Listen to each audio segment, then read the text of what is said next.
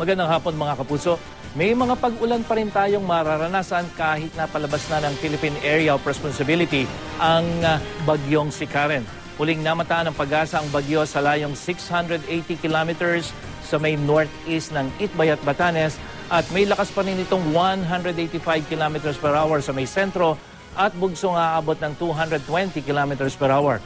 Gumagalaw ito pa north-northwest sa bilis na 19 kilometers per hour.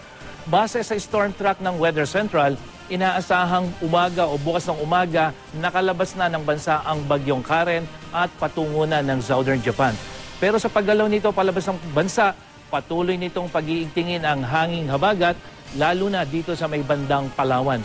Makikita dito sa ating rainfall forecast na uulanin pa rin ang malaking bahagi ng Luzon kasama na ang ilang bahagi ng Visayas. At asahan natin na magiging malakas ang pag-ulan lalong-lalo na dyan sa may Palawan. Mas maganda naman ang magiging panahon dyan sa Mindanao. Dito sa Metro Manila, mataas pa rin ang tsansang umulan bukas mula umaga hanggang gabi. Kaya po doon sa mga aalis ng kanilang bahay, magdala ng payong pati na rin bota sakaling bumaha.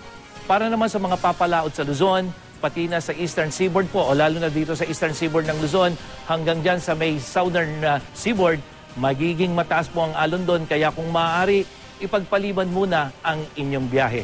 Silipin naman natin ang dam sa Luzon na nagpakawala ng tubig. Sa pinakabagong datos ng Pag-asa, nakabukas pa rin ang isang gate sa Binga Dam dyan sa Benguet.